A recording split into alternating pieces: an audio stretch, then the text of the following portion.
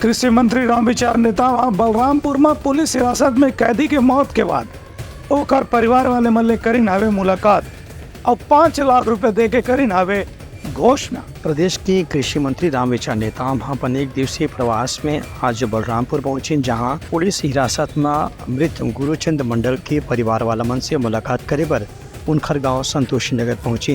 परिवार वाला मन से बातचीत करत कृषि मंत्री रामविचार नेताम मन भरोसा दिवाइन है कि इस मामला में जो भी पुलिस के अधिकारी कर्मचारी दोषी पाए जाही ओकर खिलाफ कड़ा से कड़ा कानूनी कार्रवाई करे जाही और मृतक के परिवार वाला मन ला हर संभव न्याय दिवाए के भी उमन ला प्रयास करे जाही। कृषि मंत्री हकीम की मामला में जो मृतक के परिजन मन जो भी आरोप लगावत हैं ओकर भी निष्पक्ष जांच करे के ही आदेश जारी करे जाही। संगे संग भाजपा के सरकार में हर व्यक्ति ला न्याय दिलाए बर ही ये सरकार हा संकल्पित हवे। तत्काल सहायता के रूप में मृतक के परिवार वाला मन ला 5 लाख रुपए की मुआवजा देके भी घोषणा कृषि मंत्री करीन है। संगे संग मृतक कैदी के बेटा के आगे के पूरा पढ़ाई के खर्चा भी वहन करे के भरोसा दिवाइन है। ये निश्चित ही बहुत ही दुखद भी है, दुर्भाग्यजनक है। इस घटना को देख करके सुन करके हर कोई वो एक पुलिस विभाग की छवि के बारे में कई तरह के विचार जो है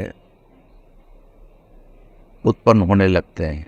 और ये घटना कैसे हुआ, क्यों हुआ, इस बारे में मैं समझता हूँ कि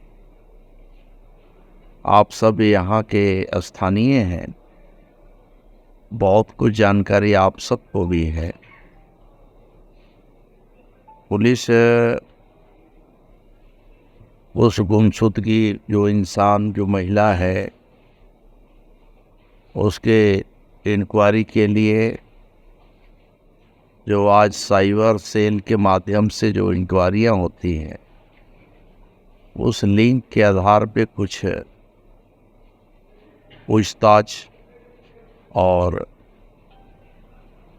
कार्रवाई कर रही थी। पुलिस का जो प्रताड़ना हुआ